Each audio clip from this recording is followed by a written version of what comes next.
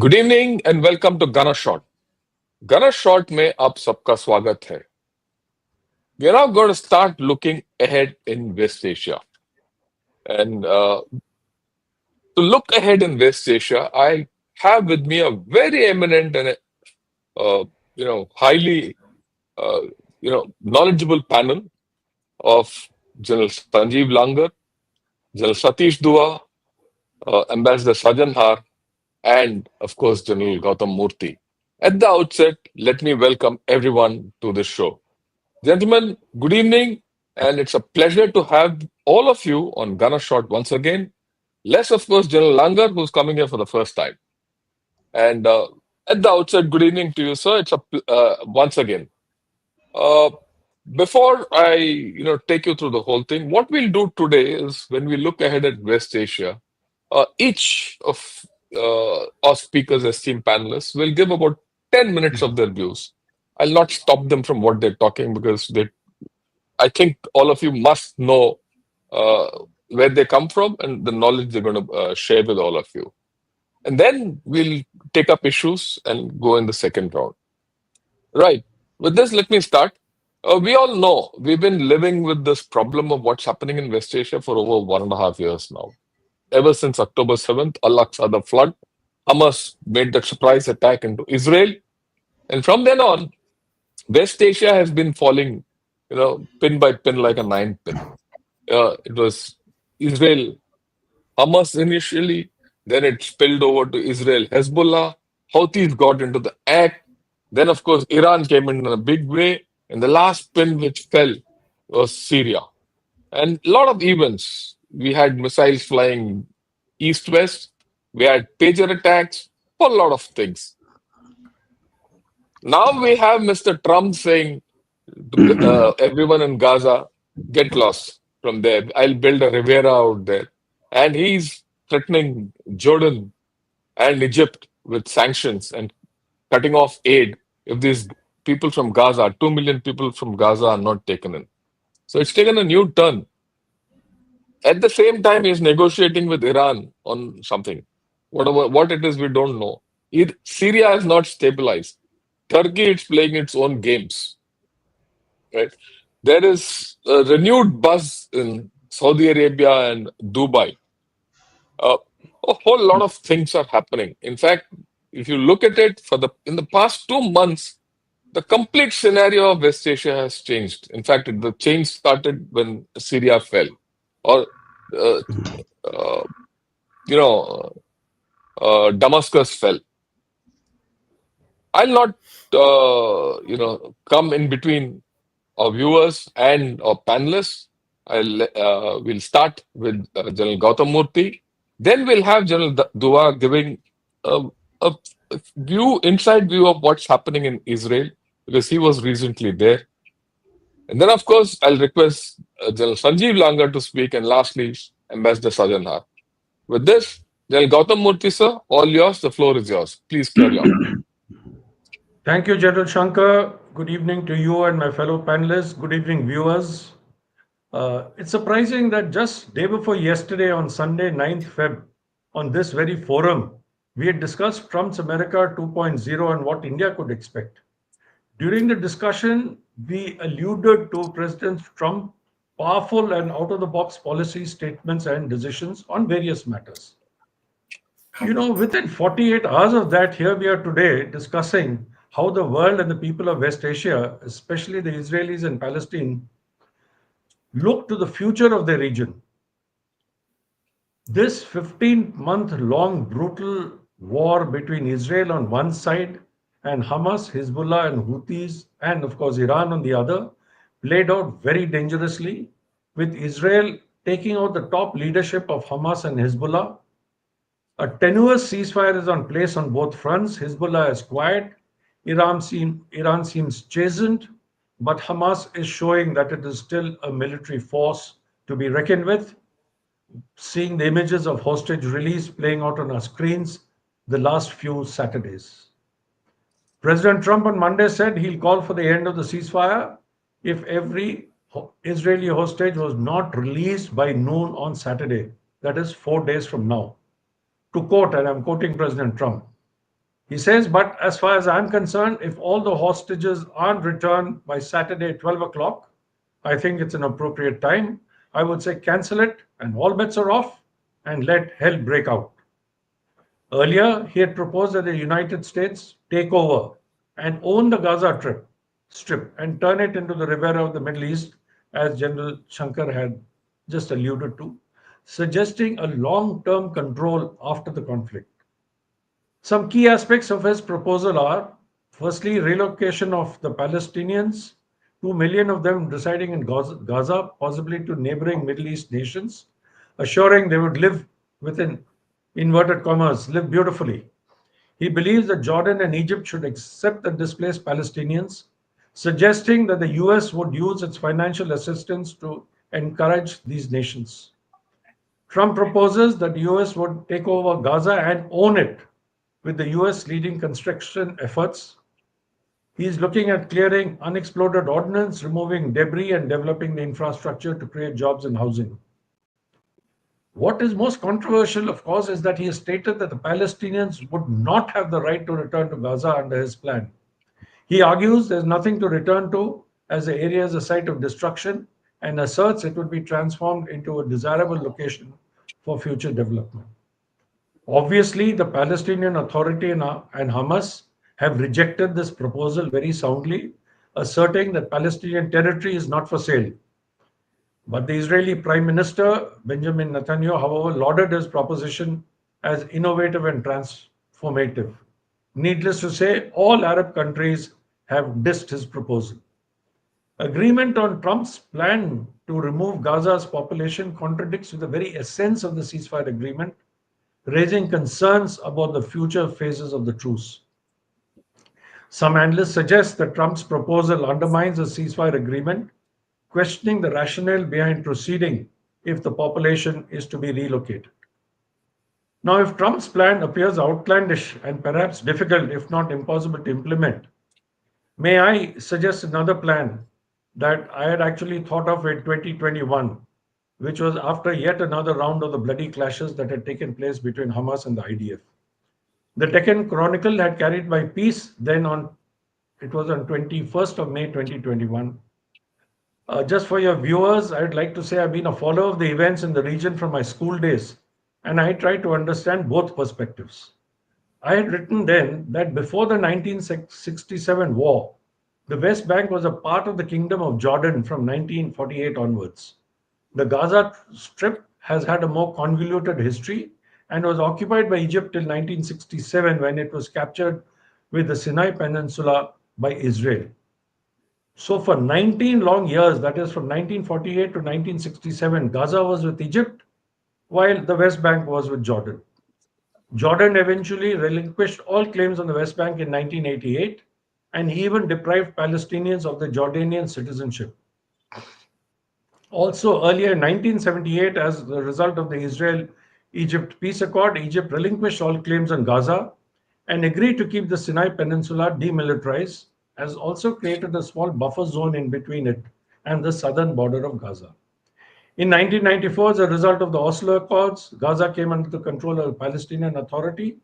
However, since 2007, it is completely under the control of Hamas, which views the Palestinian Authority, now called Fatah, with utter contempt and is opposed to it. In 2005, Israel withdrew unilaterally from Gaza, its military as well as its settlements. And so Hamas is in charge, and we know what they have done. The situation today is the Palestinians remain hopeful of regaining the West Bank without Israeli settlements and of restoration and of peace in the Gaza Strip, where, again, I reiterate, there are no Israeli settlements, with the ultimate aim of establishing a full fledged Palestinian state. For this to happen, albeit with Israel's grudging acceptance, a new paradigm has to evolve. Having the same belligerents talking to each other again through well meaning intermediaries is not going to yield any result. Hence, as a forerunner to an eventual Palestinian state, given the current impasse and the ceasefire which is likely to break, to forestall further bloodshed, there exists a strong case for Jordan to reclaim the West Bank and for Egypt to reclaim the Gaza Strip, with, of course, Palestinian assent. Both Jordan and Egypt have good diplomatic relations with Israel. Both countries have the trust of the Palestinians, though they do not want the Palestinians to come into their land. So, if they are sovereign owners of the land, their locus standi improves vastly compared with them just being honest brokers. The ownership and control of the territories will bestow upon them the necessary authority to deal with Israel on equal terms and not as supplicants, as is happening now with the Fatah. Once these lands become sovereign territories, the issue of settlements on the West Bank can be taken up by and by. It must be reiterated that Israel withdrew its settlements from Gaza, and therefore the issue of settlements in West Bank is not set in stone. The Hamas has to be defanged completely. Such a proposal, I personally feel, will have the backing of all Arab countries and the United States. Iran too can be brought on board. Subsequently, after peace is established, both Jordan and Egypt can relinquish the charge of the West Bank and Gaza, respectively, to pave the way for the establishment of a full fledged Palestinian sovereign state. The idea may seem harebrained at first. However, it is predicated on the fact that all belligerents want a just and durable peace with an end to violence, and a desire for wanting peace is not as harebrained as remaining in a perpetual state of conflict and suffering. So, this is what I have thrown open for discussion, up to the panelists to please speak on this issue. And just for your viewers, I would like to say, if you really want to understand the problem that is occurring there or that has occurred, I would recommend just one book. It's called The Shortest History of Israel and Palestine by Michael Scott Bauman. And there's this one paper which is available online. It's called The Legal Status of West Bank and Gaza, published under the aegis of the United Nations in 1982, which was prepared for the United Nations by a committee called on the exercise of the inalienable rights of the Palestinian people. These two documents, this book and this document, will explain to you, to anyone who wants to follow this issue, as to what it actually is. Thank you, General Shankar. I've taken a little more of my time, I know, but back to you. Thanks a lot, sir. It doesn't matter. Time is not a major issue. Well, you made two major points. One is Trump's googly, as I call it, is innovative and transformative. It is innovative and transformative, but how innovative, there's no doubt, but how transformative it will end up for West Asia is a big question mark, because every transformation in West Asia has only sought more problems and less of solutions. You were suggesting going back to pre-67 status, largely, and there's a fundamental problem in this construct of pre-67 status. And I don't know if Israel will ever accept it. The reason is that minimum distance between West Bank and Gaza is only 9 kilometers. So, to that extent, and that's one of the reasons why Benjamin Netanyahu has always uh, thrashed the two-state solution. Right. Having said that, we could discuss it. Right. The larger issue is that you focused on Hamas and Israel and the situation in Gaza and here, but I would request the other panelists to go beyond, because there's a lot in West Asia which is changing, and it is not just Hamas and Israel anymore. That's the thing. Now, I'll request General Satish Dua, who's recently been to Israel, to give us an Israeli perspective through what he saw and what is this thing. Over to you, General Satish. I'll just put your slides up. Okay. Just give me a minute. Yeah. Okay. Thank you, Jan Shankar. Jai Hind, everybody. Uh, as General Shankar brought out, I was in Israel for an entire week in the last week of January. In fact, I returned 1st of February. We were, I was with a delegation of, we were 12 members, uh, invited by an Israeli NGO and people, Indians, all Indians. We were drawn from different walks of life. We were, we traveled extensively. And what I will present to you is more often than not, or it's mostly it is an Israeli point of view, because this is where they called us, they invited us, and they took us to places. I'll tell you a gist of where we went. uh, we learned a lot about the history, ancient history, modern history, culture, etc. uh, but more importantly, we were taken to the Holocaust Museum and all, but we were taken to the 7th October Carnage site at the Nova Musical Festival site in one of the kibbutz where the carnage took place. It took place in many kibbutz. Um, and we met a Holocaust survivor, a 90-year-old lady.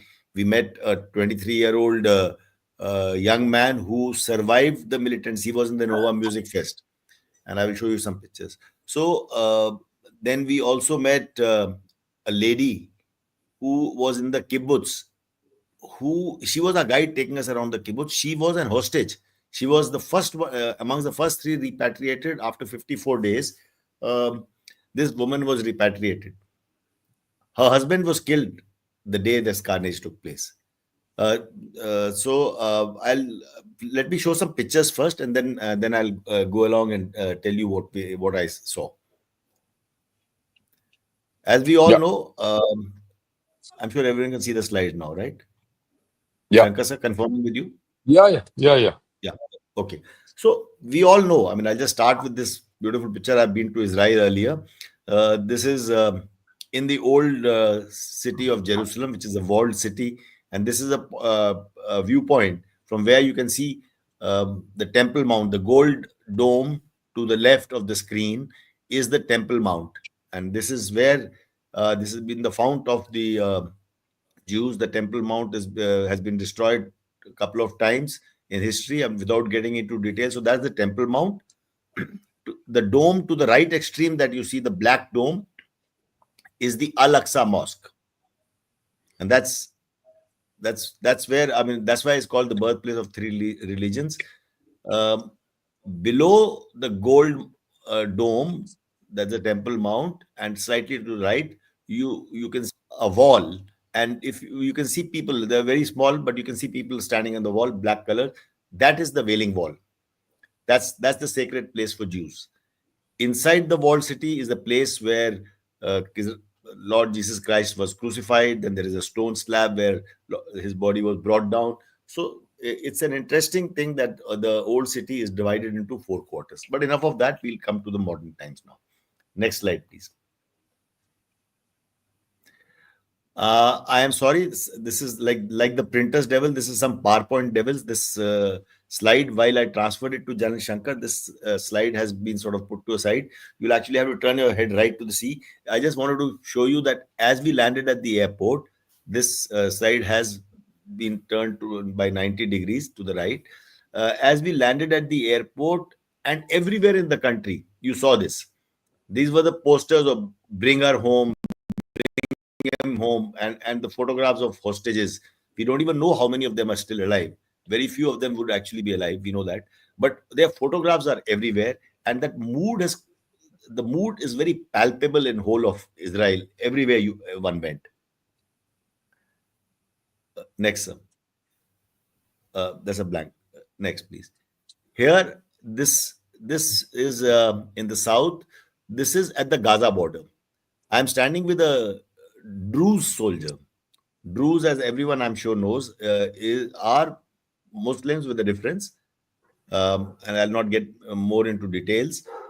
Now, behind us, you can see a road with some traffic there, and just behind that is the border with Gaza. That's so the largely the landscape behind us is Gaza, the Gaza Strip.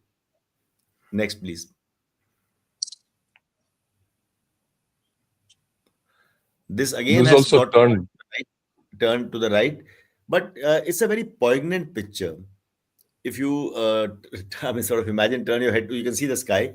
Now, the the background is a lot of, okay, the foreground first, the red flowers that you see are, this is the music fest, the fest site where they came in on 7th October. The red ones are artificial anemone flowers. Anemone flowers have been they largely grow wild in that Raim forest close by, but they have been planted there by Israelis now to they denote the youth who lost their life in that day, on that day. And in the background you can see a lot of pictures. For every pillar, every pole has a picture of one of those who were killed on uh, at that site on that music fest on that night of 7th October. The next picture will make it clearer. Next slide, please. Here I'm standing with Igor. Igor is a young man, 23 years old. He is one of the lucky survivors. Now you can see the pictures of all those who lost their lives there, and he is now in the military. And he was our guide over there. He explained to us how he went through a harrowing experience. Next, sir. This is one of the kibbutz that one we visited only one kibbutz. It's one of the places. It's called Nir Oz. And this is how this is one of the pictures. All the houses were burned there. You can see on the wall there are pictures of the family members who were killed, or some were taken hostage also. And I'll just come to that. The next picture, please. Again, gone 90 degrees. Also gone to the right. All of them have somehow turned while transferring the files. So every house has the pictures of the family members who were either killed or taken hostage outside. So this just shows that picture. Next. This is again on to the right, but this is the lady who was taking us around. And Liat, her husband was killed. Now she's standing behind his picture. He was killed that night itself, and she was a hostage for 54 days. It is very touching to hear of how she spoke. But what I want to point out here is, surprisingly, she said, I was treated very well. For first 2 days, I was in a regular Palestinian home. I beg your pardon, in Gaza, in a regular home of Gazan people. They were very polite and nice. The language was a barrier, but I was treated well. Whatever I wanted, they gave me to eat and things like that. Then, then the rest of the days, 50 plus days, she was in another house with a guard, a couple of guards, with one more hostage, two ladies. But she was insisting that she was treated very nicely. Next. Okay. Picture is again turned to the right. This is the hostage square, and you see they have a big LED screen with a time clock going. It's 480 days. It was the 480th day that day when we visited Hostage Square. Hostage Square has a lot of pavilions, a lot of pictures. People gather there in the evening. This is in Tel Aviv. Gathered very, very close to the IDF Forces headquarters, building, a multi-storied building there. We can see that building from there. So this one is people gather there in the evening. They play guitar, play songs, prayers, things like that. There, our guide was a lady whose uncle, 80-year-old Gadi Moses, uh, he was a hostage, and we were there one evening prior to the next day. Another release was to take place. Next. This is that lady. Uh, she got the news during while she was, telling us about her ordeal, about her uncle and everybody. So we got she got the news that her uncle is being released the next day, and of course then she just couldn't control her emotions. Next, please. This is our uncle Gary Moses. I'm just for interest. I'm just rounding off the story. He was the one who was released. But what I want to also point out, you see the Hamas fighters, and we all know in the news that Israel temporarily halted these things because they were being paraded. People, especially when it came to soldiers, they were being paraded through the women soldiers were being paraded to the Hamas fighters in the public before being released. Uh, this was just to tell you, this is to show you a bunker in a parking. I'm sorry about the thing turned to the side. Again, every place there are bunkers, bomb shelters. This is a bomb shelter in a parking. Next. This is a children's playground, a tunnel for children to play, but this is also a bomb shelter.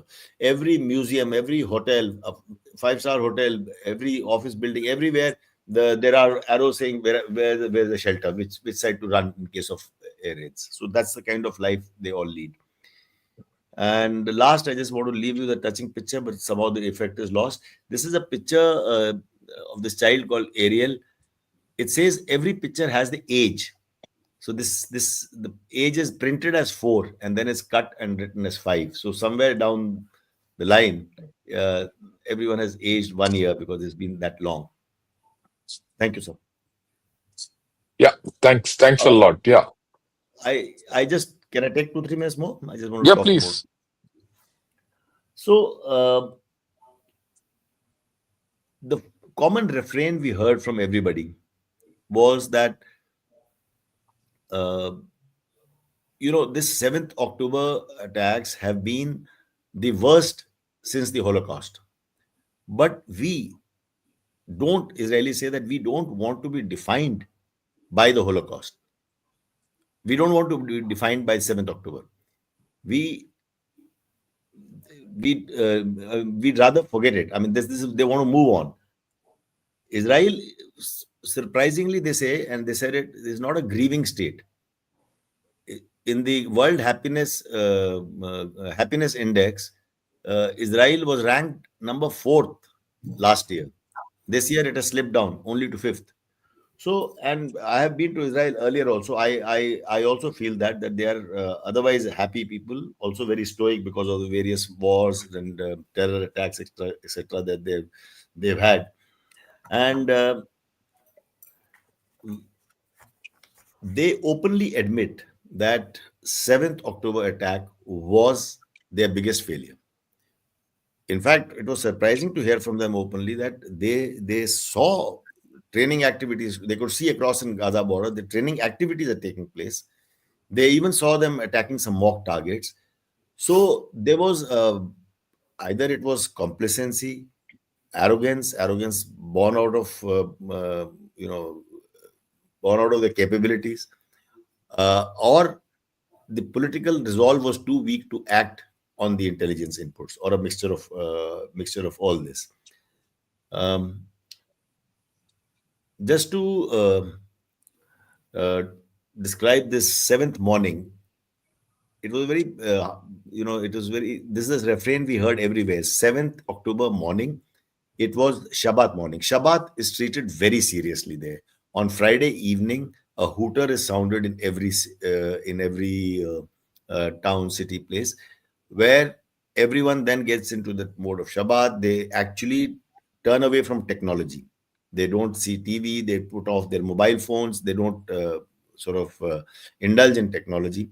And this is the time to be with community for prayers. And even they don't cook food. They cook food earlier, and they maximum they relent to warm it up during that day.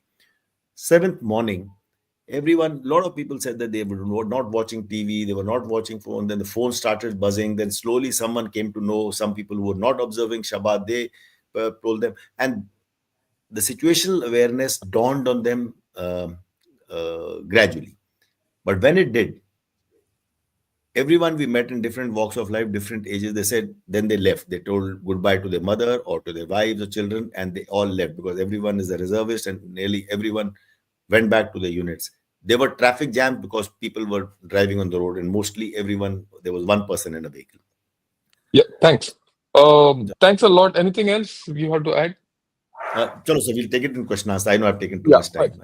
Thanks a lot. No, thanks a lot. What you described is a nation which is still takes its scars along with that kind of scars which are there embedded in them. I don't know how much of give and take they will be ready to do with either Hamas or anyone else.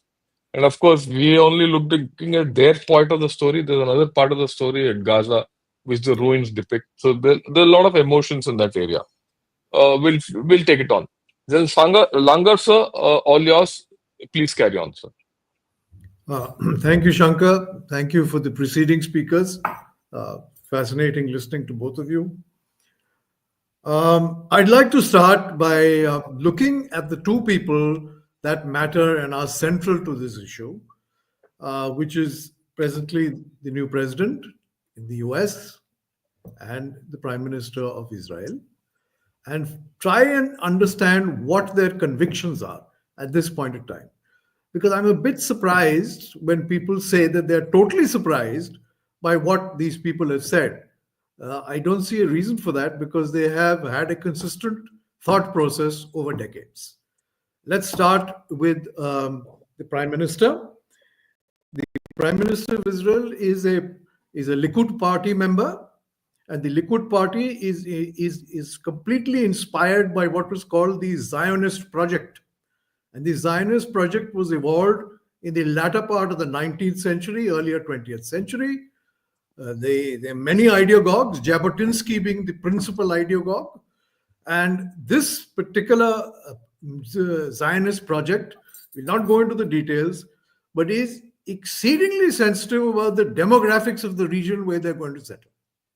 Always demographics and the difference in population rates between the Jews and the surrounding Israel, the Arabs, was a central factor.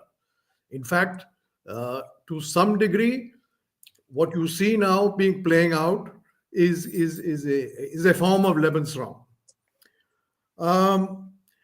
This particular demographic, shall I say, conviction led to a central policy in extreme right Israeli thinking, which is based on the principle of Hafrada.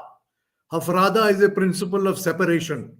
It was absolutely clear that whatever the Palestinian habitations would be, there would be a complete degree of separation between them so that the Israeli state could control them. Now, again, talking about the Prime Minister, we've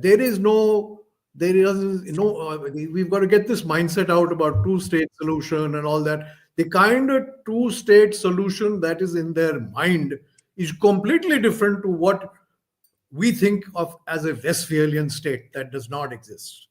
In fact, starting from the time of 1979 to Ariel Sharon, there has been a project of enclaves, and the final status being of Bantustan, a kind of an archipelago of small habitations surrounded by Israeli control. So let's be very clear about that. As far as the US president is concerned, he revealed his mind in 2019 and 2020. 2019, he ratified Jerusalem, unified as the capital, and he ratified the 1,200 kilometers of Golan Heights completely being with the Israelis. Till that time, it was not clearly contested. I mean, it was clearly contested. So he has shown his mind very clearly. 2020, in his peace plan, he talked about 5 enclaves for the Palestinians and a far reduced Gaza connected by a road to 2 of the uninhabited districts of the Negev Desert. So I don't really know how people are so widely surprised. Yes, the present proposal is a logical progression, but not inconsistent with the thought process.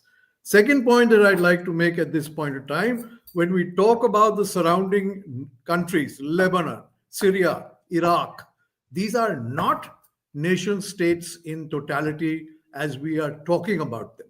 They are fractured entities. Their different parts of the country are held by different opposing interests and powers. So when we talk of them as one unified, or we visualize them as a unified entity, those entities don't exist. And let's be very clear, that has got a clear implication on what is going to be the future plan. The third point, very quickly, is Eastern Mediterranean. We must realize the developments in the Eastern Mediterranean. There is a gas forum of countries which is equivalent to what they call the Mediterranean OPEC.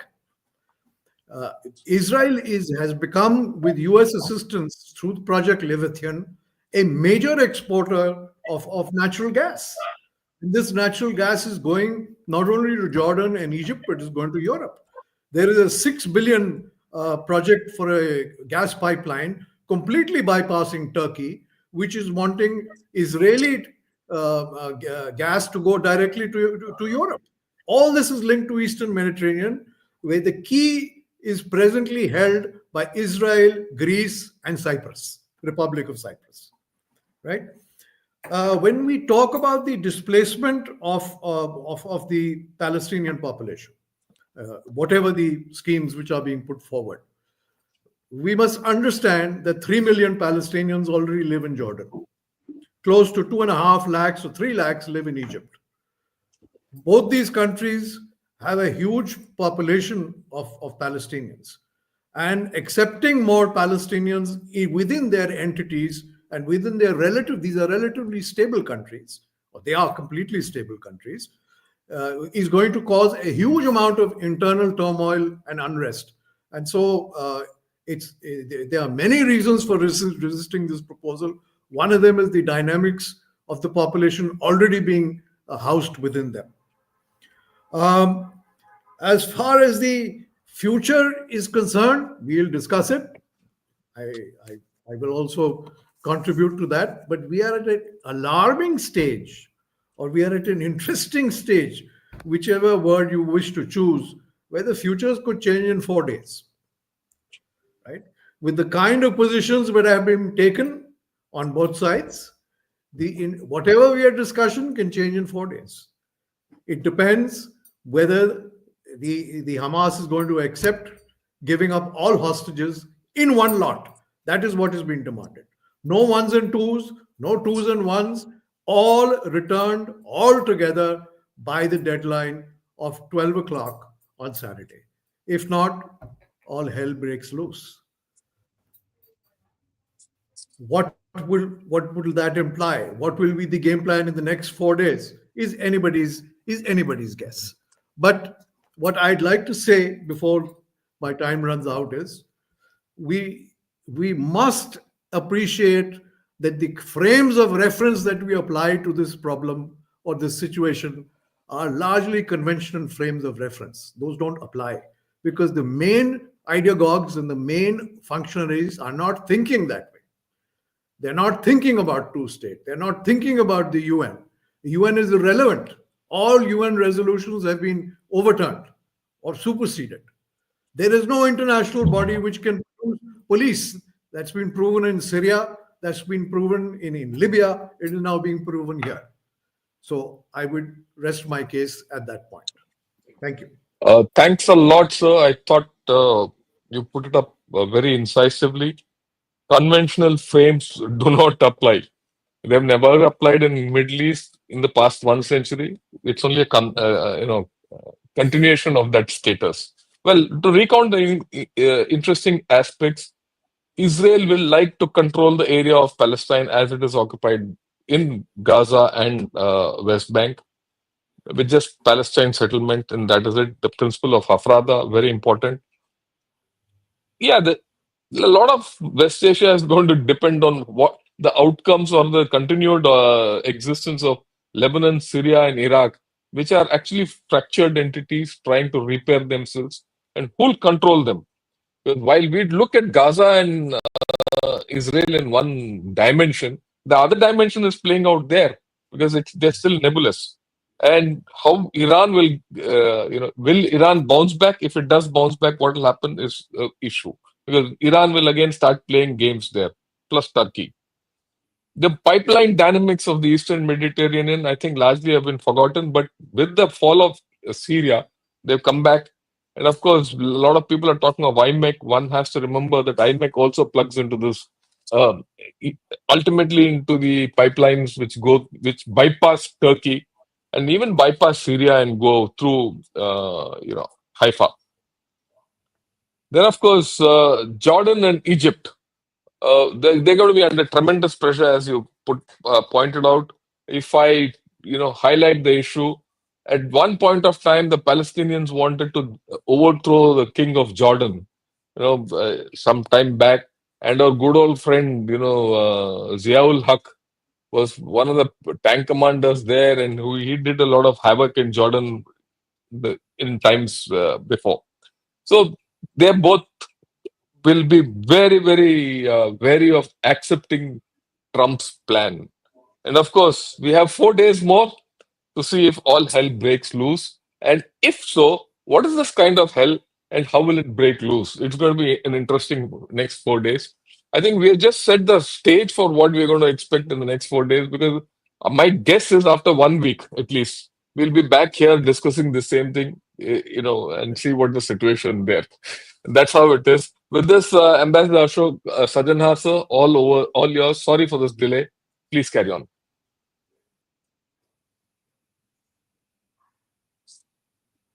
Yeah, thank you very much, General Shankar, and thank you very much, General Murthy, for inviting me. No delay at all. Let me take it on from here. What has been mentioned by General Langer, and what you have taken it forward, General Shankar, that in next 4 days all hell is going to break loose. Now, amongst this, amongst the participants, meaning how many of us feel that Hamas will be able to return all the hostages that they have with them? Because even in the first phase, they were to given about 33, release 33 hostages. And I understand, this ceasefire, this came into operation 19th of January, 6 weeks. So we have gone through about, half of the time period, and about 21 hostages have been released till date. That is what I understand. Now, how many of us feel that all the, there was supposed to be 100 either living or dead, the remaining hostages that are there? How many of us think that they will be released? I don't think anyone thinks that there might be a few more in terms of because they might say, okay, because Israel has not been meeting its commitments and obligations that had been agreed to.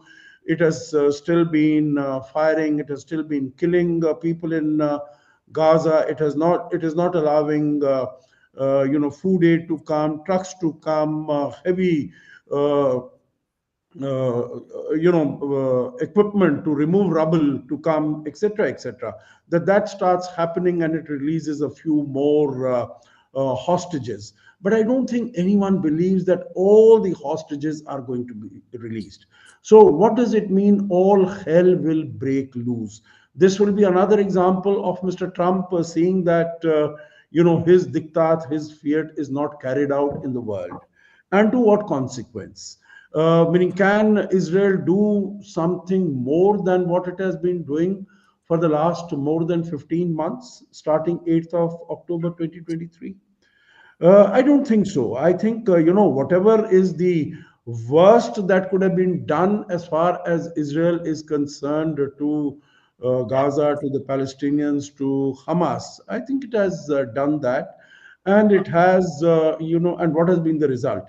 Meaning, I would like to discuss just a few points here because in all this process, we are talking about the way forward as far as West Asia is concerned. But I think as far as all this is concerned, Israel has been able to, make an enemy out of much of the world. It does. It would appear that it is not really concerned. It's not bothered. We use that term global South. Many of the countries of the global South, South Africa, one of the leaders there took it to the ICC. Brazil, you name it. As far as Russia is concerned, China is concerned, not members of the global South. But many countries, they have, given their views against Israel that, it has gone in terms of the proportionality, it has gone much beyond that. My question there would be, what could it have done? What else could it have done? Could it have stopped after 3 months, after 6 months, after 9 months? What would have been the result? Right now, the American intelligence says that the number of people who were killed, the Hamas fighters who were killed, and in General Dua's pictures we saw, and in all the videos that we have seen of the release of the hostages, that all these young men with their automatic weaponry and dressed in their kamikaze attire, they have been around. So basically sending out a message to Israel and to the world that Hamas is not beaten. Hamas is not broken. They are still very much there and waiting for an opportunity to come back at Israel. So I think this is something that, of course, there are domestic political reasons that Israel continued with whatever it has done. But let me come to, I think, in terms of if I were to look at major players as far as West Asia is concerned, I think one of the most major players today continues to be the United States.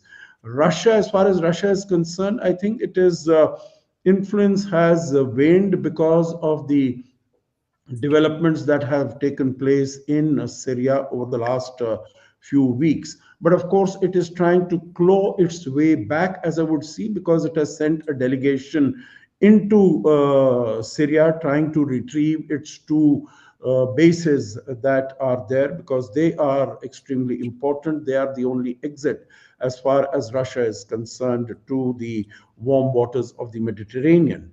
As far as China is concerned, we don't hear anything about China at all. It was said that once China is able to bring these two feuding countries together, Iran and Saudi Arabia, that its impact will increase, and it has signed this $400 billion deal with Iran. So its influence there is going to go up. The BRI, Belt and Road Initiative, projects are going to come. But we don't really see over the last year and a half that the impact or the influence of China has grown. So I think in terms of the one country that maintains huge influence in West Asia, it still continues to be the United States. The other point I would like to make is that Trump today, in my view, is very different from what Trump was in his first term. He is much more confident, he is much more self assured, he is much more impulsive also in all these. The statements that he's making about all hell will break loose and Jordan and Egypt should take back these people from Palestinians from Gaza. I think it's mentioned that about 2.5 million during the two Nakbas that had taken place, 1948 and 1967. That Jordan has many of these displaced Palestinians. Some people put the numbers to as high as half the population of Jordan of 11 million. That about 5-6 million of them are displaced Palestinians. So if more are to come either in Jordan or in Egypt, I think this is really going to cause a huge domestic, maybe political instability also. So it's going to be very difficult. Now, Mr. Trump is threatening that I'm going to stop the aid to Egypt and to Jordan. So we'll really have to wait and see. I think this pushback, this, first using tariffs and then using this threat of aid, how far will it go? I think it will meet its, the challenge very soon from somewhere. And here also, I don't think people are going to take it. The next point I would like to make is that, as far as the Arab street is concerned in this region, that has been hugely inflamed by what has been happening. As far as the governments are concerned, whether Bahrain, Egypt, Jordan, UAE, Saudi Arabia, the governments have not really acted. And I think they really need to, move forward in the coming weeks, months, years, very judiciously, very prudently, because this Arab street, emotions could result in something that could impact the political stability. Now, we have spoken about, I know I just have a couple of minutes more, so I would like to focus on this one particular issue, that in addition to the United States, and the United States is the only country which can apply pressure on Israel and on Benjamin Netanyahu. Meaning it was the US pressure, that is the pressure of Trump, that made this agreement also get signed, because otherwise the same agreement had been there with Israel for the last many months, since May of last year. but Mr. Netanyahu was not agreeable to signing it. But as soon as Mr. Trump gave it that ultimatum, he signed, and then it became operational from the 19th of January. This is, I think, Mr. Trump can pressurize Netanyahu to go slow on whatever his projects might be. And I think Benjamin Netanyahu will be forced to listen to what Trump is saying, because Trump has his own game plan. So I think Netanyahu has gone there, they've had a conversation, and I'm sure there would be this better understanding.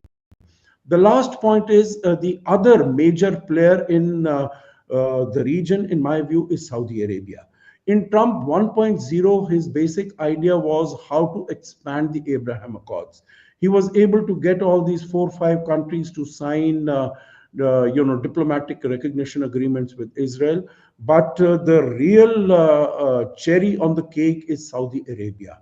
Now, Saudi Arabia has been disillusioned and pushed far away by what Israel has done. And Israel's statement, Netanyahu's statement that Saudi Arabia has too much of empty land, so the Palestinians can go there and be accommodated there. I think this has further estranged and alienated Saudi Arabia. But still, I think Saudi Arabia, which again stands for a two-state solution, and all the countries in the region stand for two-state solution. I think Mr. Trump could try and work with Saudi Arabia to see what the final stance on this particular issue is going to be, because ultimately, without establishing peace between, some sort of modicum of peace or stability between the Palestinians and Israel, I don't think that there is going to be any peace. And I agree with what has been said about the India Middle East Economic Corridor. I think that a big question mark comes on that. And also a big question mark comes when we are talking about West Asia on Chabahar, because that is what Mr. Trump has spoken about it, that Chabahar, the waiver that had been given, that also stops happening. So let me stop here, and we can have Yes, discussion sir. on the way forward. Yes. Thank you. Thanks a lot, sir. I think you brought up very important points. Can Israel live in peace after this event of the past 1.5 years?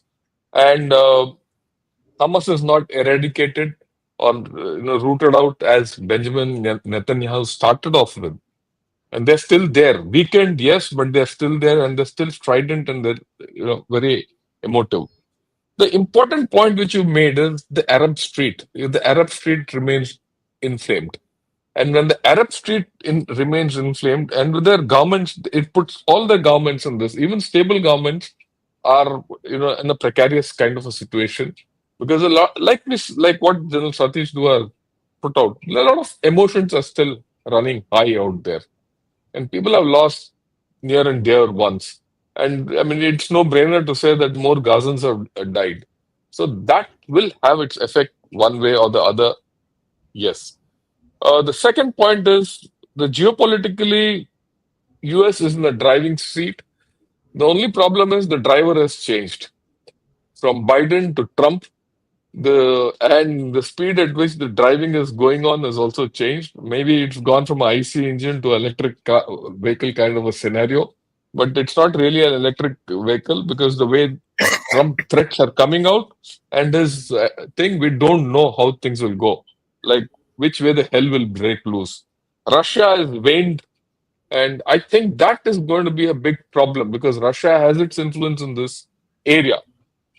Whether Russia makes a re-entry back into this area or not is a point to, we'll have to wait and watch, because for all what one might say, Russia had a stabilizing influence in this area. Historically, when you go back, after all, it was Russia which, With Iraq and gave all these arms others. and ammunition, yeah, to Iraq, and in fact, even to Egypt and all Yes. that. Then, of course, China has been completely marginalized. And this is not what you just said, but it's come out in Arab news. I just read it today, that they're completely marginalized. And what effect it will have on China itself. is a moot point.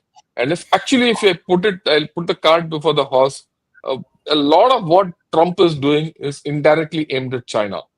And if you analyze it and you do a regression analysis, Trump is, following little heart strategy of indirect approach, classic at China. But that's for a different day. Yeah. Uh, Trump is much more different, but will his difference succeed is a root moot point. So I'll take a few questions because I find a lot of people are more emotive about this whole issue than others in this comments. So, Jal Murthy sir, the issue is, we've discussed now Russia, China, India, and how do you see these coming back or playing a part as the future unfolds in this larger area? And do you think they will help USA or go against USA? How do you think these alignments will pan out, in your view? You're muted. You're muted. General Langer very succinctly put it. He says all bets are off. 4 days from now, we don't know what's going to happen. Ambassador Ashok very clearly said, how much more pounding? I mean, Israel has done what it can do. IDF has done what it can do. How much more pounding can you do to Gaza without, I would add, endangering your own hostages? You see, we are in a very current position where the present overtakes or overwhelms the future. The present today here in this context overwhelms the future in the sense is nobody is looking at what is likely to happen, say 2 years from now, 3 years from now, 10 years from now. Everyone is looking, Israel is looking to get their hostages out to defang Hamas. Hamas is looking at to cause more damage to Israel, get up back on its feet, and like a bloodied boxer who's been put down but not out, will get back. The images coming out of Gaza are stark. You find well dressed, well uniformed Hamas fighters. General Dua has spoken about the hostages being treated well. We have seen, other than the last time when we had emaciated hostages coming out, we have seen that they are winning the war of perception. Russia, as Ambassador has very clearly brought out, is trying to claw back into Syria. Their energies have been taken over by Ukraine. Can they play a major role? China, you very clearly said, has been sidelined. What has India got to do? India continues to harp on the two-state solution. We're going with the rest of the world on it. We're going with Europe on this. We're going with the United Nations on this. We want a just and peaceful end, and both nations, the nation of Israel, and I will use the phrase here, the nation of Palestine, living in peace with each other. But again, one state, will the two-state solution be acceptable to Netanyahu and his right-wing government? Will a two-state solution be acceptable to Hamas? In fact, General Shankar, we have discussed this earlier as to how Mr. Netanyahu at a Likud party meeting openly admitted about letting Hamas be, because Hamas does not want a two-state solution, and then control Hamas. October 7th proved them wrong otherwise. So I go by what General Langer said. All bets are off right now. We can't look too much into the future. We can't even look into the present. Next week, what is going to happen? Forget about the future. Thank you. Well, thanks a lot, sir. All bets are off and we can't look into the future. That's a very interesting proposition. But I'd like just to add and put it across. I think the two-state solution, which everyone has spoken of, is just a discussion point left. I don't think anyone is accepting it, except those people who are not actually part of the deal. Right? Everyone else talks. China talks of it, India talks of it. Everyone else who's out of that region talks of the two-state solution. Within the region, no one is prepared to accept it. So that's a point we might like to bear in mind. Sorry, Dual, now you. may I Go ahead. just say one thing? There is a strong constituency within Israel that favors a two-state solution. That constituency has obviously shrunk after October 7th, but it Okay. exists. There is a Yeah, but constituency among the Palestinians who believe that they can live in peace with Israel. So these forces need to be strengthened for peace to reign. And that is the fine. major thrust of my argument right in the beginning. Right, sir. Um, General Dua, you actually felt the mood in Israel. How do they see this whole thing going forward? How do you see this whole thing affecting the larger issue of West Asia there? Uh, Firstly, what has happened, as some others co-panelists also mentioned, what has happened in Israel is that different. Like earlier, there were a lot of peaceniks in Israel, but this 7th October has brought all the factions together as far as their fight against Gaza is concerned. Having said that, I also found there are several people, there is a large constituency, uh, uh, shall I say, more moderate voices who do talk about the fact that they have to live with this, they have to live with each other, they have to find ways of doing it, whether you call it a two-state solution or not. For example, I spoke to a colonel who had actually gone into these operations in Gaza, and he's in the last 1 year. When I asked him, as a counterterrorism guy myself, I said, "Do you think you can eradicate terrorism from here? Uh, you can kill a few terrorists. Excuse me. You can kill a few terrorists. I agree, but uh, more will be born and things like that." So they do agree on that aspect, that this is something that has to be managed. We could bring it down to a certain below a certain threshold, but they'll have to be managed. Having said that, that's the military part. I also want to bring out one important point which struck me, which something that I learned now. Soldiers, he said, the soldiers up to regimental level, the soldiers want to kill more and more terrorists, but there is no political appetite for it. Even the senior officers, uh, beyond a regiment level, beyond a unit level, as we understand, they don't want to do that. And whereas the younger soldiers up to CO level, they want to go. They said we should actually not conduct raids. We should go and hold territory, destroy the tunnels and things like that. People moving from here to south and then coming back here, they keep laying booby traps, etc. So the larger issue that I want to sum this up, I want to say, um there is a soldier, a foot soldier who's at war. He just wants to kill terrorists. That happens in the armies the world over. But there is also there is a fair amount of constituency, a significant constituency, which wants peace and to be able to live with them. We we uh, like General Murthy also mentioned, this 7th October thing has shrunk the constituency. But let's not forget that overall in Israel, I'm not talking of these two enclaves. Overall in Israel, the number of Muslims as a part of the population are more than the Muslims in India. They are Percentage wise. 21% Muslims, including Druze.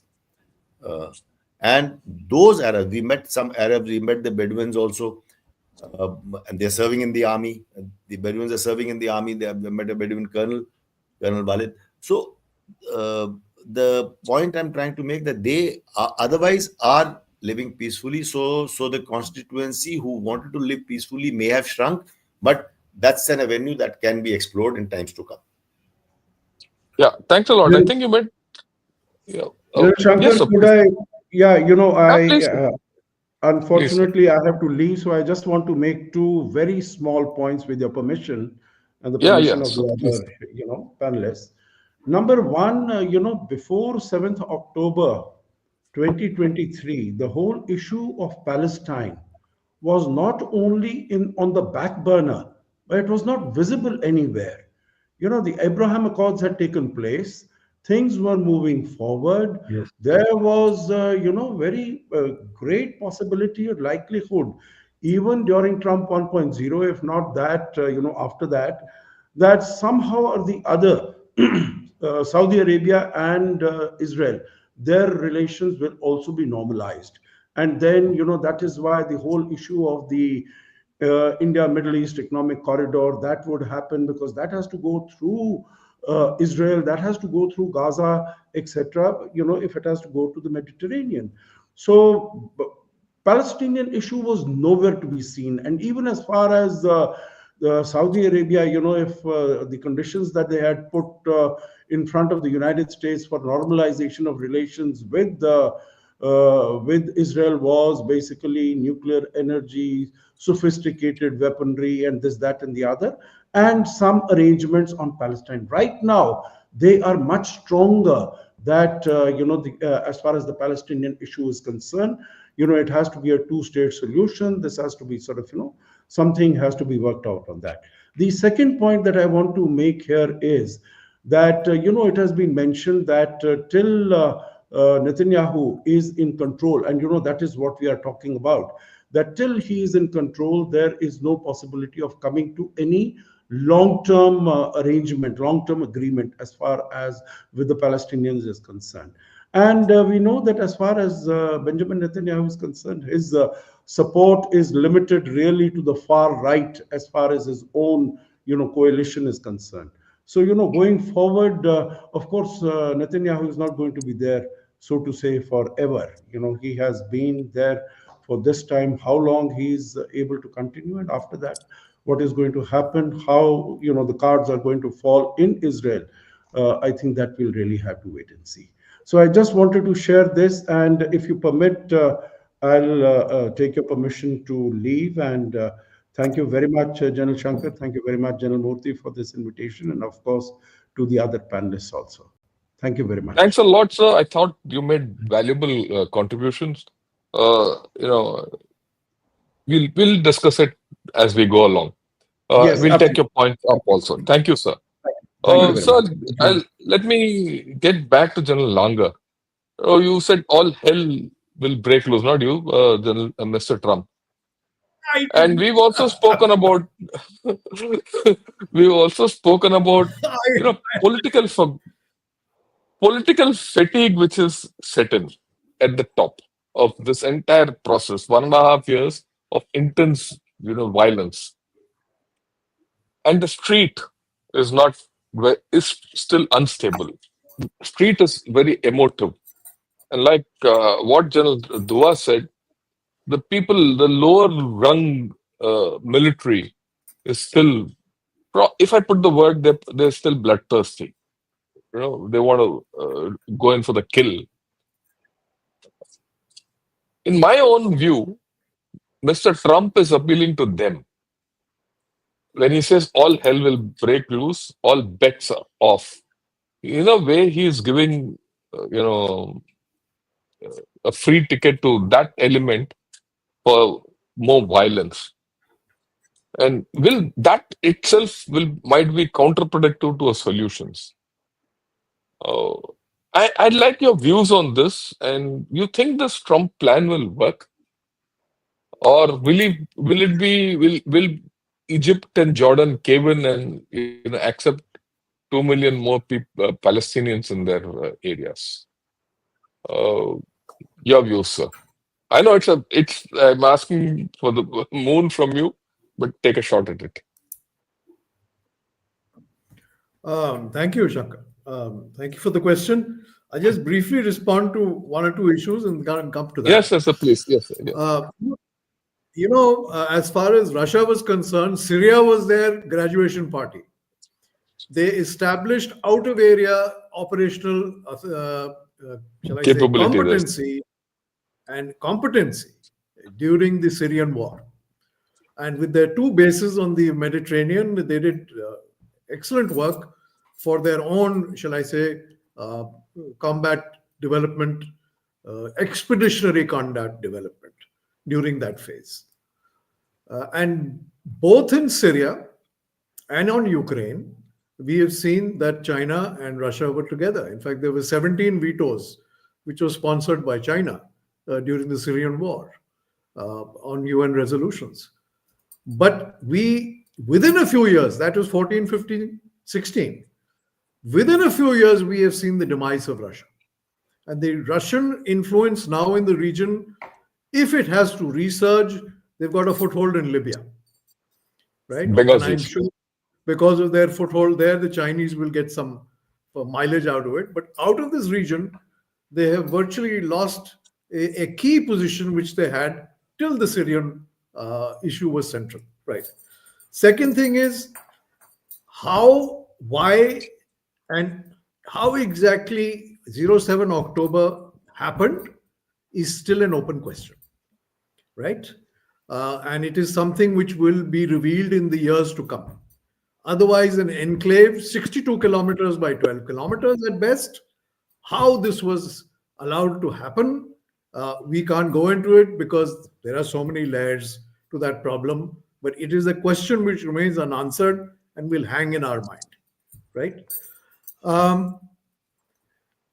As far as President Trump is concerned, the first thing I said is that I don't find his thought process inconsistent with what he has revealed in 19 and 20. He's quite clearly revealed that he wanted very diminutive Palestinian habitation, sectionized into 5 enclaves and completely surrounded by Israeli territory. No concept of a state as such, but limited autonomy, which is in sync with what the Israeli Prime Minister has in his mind. As far as this reducing of the moderate section of Israel, because that is linked to your question, we can debate it because there were agitations in Tel Aviv and Jerusalem till very recently, right? Who wanted peace, who were the extreme opposite. But I do believe that if there is a plan for the complete evacuation of Gaza, I don't see that there will be great resistance from sections of Israeli society. Because if this plan were to succeed, it will get rid of a major menace on their western flank, right? So this is exactly what is now being said, that with this on plan coming forward, there are many more sections of Israeli who were earlier, shall I say, in a different frame of mind, who would either be neutral or who would be quite okay with its execution. Brings me to the last issue, your question.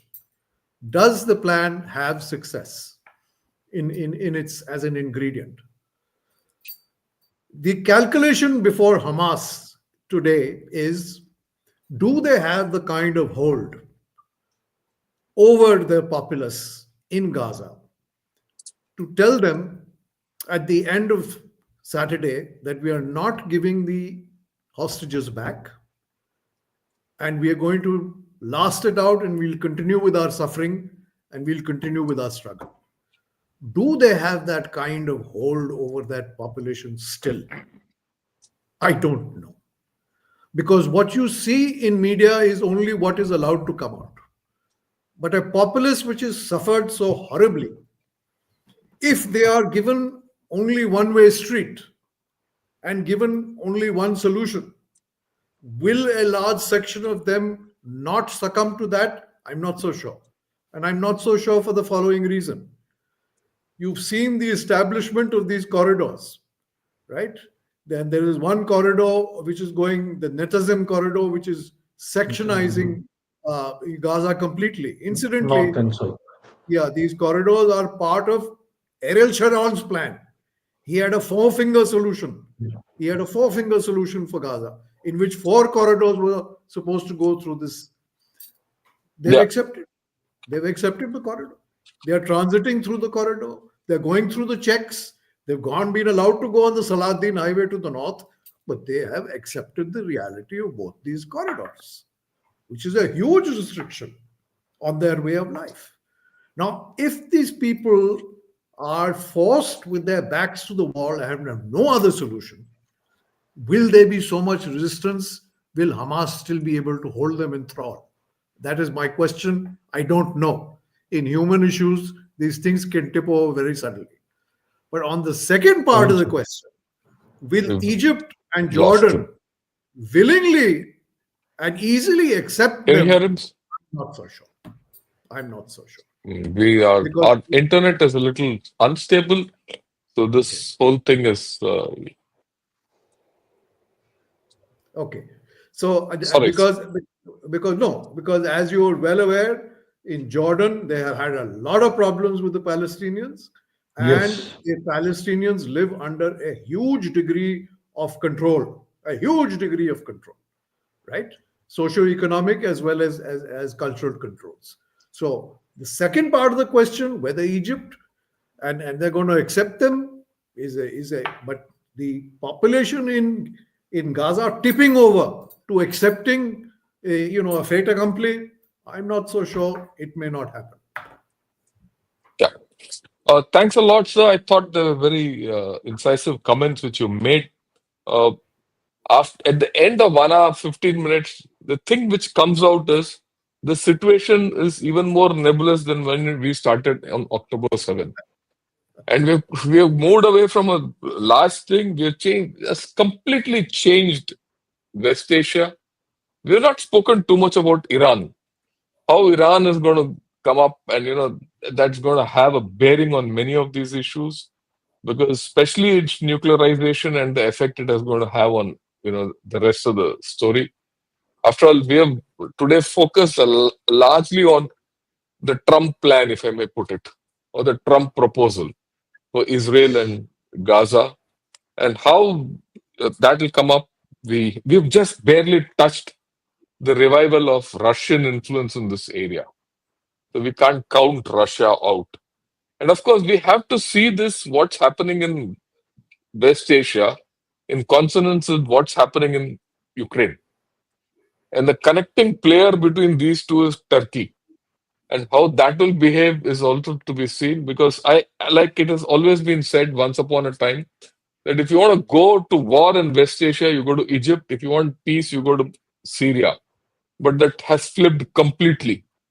Yeah, Today, if you want to go to war, you go to Syria, and if you want to go to peace, you have to go to Egypt. But Egypt. then Israel itself, sorry, Syria itself is at war with itself. Yeah, And it's Turkey which is playing a thing there. And how that will pan out also will have an impact on this. We can't consider this West Asia without taking into the dynamics of Syria, Iraq, and Iran and Turkey. The whole story is incomplete. And that connects to Ukraine. We're going to see some interesting formulations coming up in times to come. Last, if any one of you have any other point to make, a quick 1 minute wrap. I'll start with General Satish Dua. Your time now. Carry on. Um, Something that I suppose we all know, but it didn't come out clearly in the discussion, and I want to bring out as my observation. Why? When we asked them, the Israelis, as to uh, why did Hamas knew that they will lose this? Hamas knew that such carnage will also be wreaked on them. But why did Hamas do what they did? And just before Mr. Sajjanar left, he made 2 points. That it ties in with that. I think with the Abraham Accords, with Saudi Arabia and Israel, the relations were improving. After Chinese had stepped in, there was some rapprochement between Iran and Saudi that had started off. Slowly, the Hamas felt that they are going to be IMEC, with the IMEC corridor and all being signed, everything happening. They thought that they will be left out in the cold if everyone makes up with each other. So, so they did what they did. But their also their point or their hope, they assume that this will happen, but I call it hope. They thought that the Palestinians would also rise and revolt. They thought Hezbollah will also attack at the same time. Iran will start raining missiles at the same time, and also the Arabs inside Israel will also rise and revolt.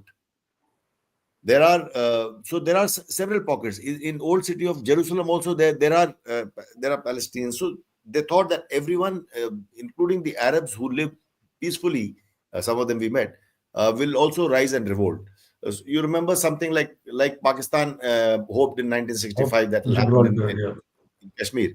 So the all that didn't happen. That's another insight. Everyone understands that all that didn't happen, but Hamas has managed to push the Abraham Accords back on a back burner. Everything else is so they managed to come back into the center stage rather than being marginalized as they thought they would be marginalized. Your final comments, sir, General Langer, sir. No, I only want to comment on our own position because that was part of your last question. Um, you know, we have consistently said that we are part of the rules, the international rule-based society, which is in vogue.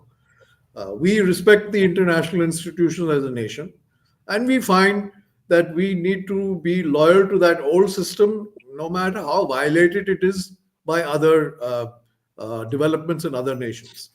So, therefore, when we say that we are committed to the two-state solution, irrespective of how the developments are and irrespective of how the two-state solution will play out, uh, there is an there is a resonance and there is an echo of one hope and two validity of an international order, which India carries with it. And I would not view that cynically at all. I would view it as a very living hope of what actually should be. And it does not matter what people want to manifest on the ground. We have an autonomous view as a nation, and we have an autonomous point of reference on the globe. So I'm for one, I'm not cynical about our position, given our Again, it's circumstances, given the kind of place that we're in. We have to opt for the rules-based order. Thank you. thank you, sir. Thank you, sir. I Uh, think General thanks a lot, sir. Shankar's there, he's back. Yeah, yeah. General Gautam Murthy, sir, your final comments, and then you might like to close the session. Yes. I completely agree with what General Sanjeev Langar has said, and I would like to take it a step further. India has a lot of goodwill riding with Israel and with the Palestinian people. Yasser Arafat used to call Indira Gandhi my sister. Fine, those days we have probably not recognized Israel. Subsequently, we have recognized Israel along with so many other countries in the world, including UAE and Bahrain and the other countries also. And probably if this had not happened, Saudi Arabia by now would have recognized. So Israel has come to stay. The Palestinians understand it. And the Palestinians also look to India for support for the two-state solution. So, can India play an honest broker? And the answer, I think, is yes. That's all that I have to say. Thank you. Thanks a lot, sir. Thanks a lot to all of you for coming together and putting your views across. This is a problem which we've lived with for the past 1.5 years, and I see that we will have to keep debating this. And I'll say goodbye and good evening and Jai Hind to everyone with the footnote of we'll wait till all hell breaks loose in 4 days. Till then, good evening and Jai Hind to all of you, sirs. Jai Hind, sir. Thank you. Jay, thank you. Thank you very much. Thank you, sir. Thank you, Satish. Interesting views. Thank you, sir. Thank you.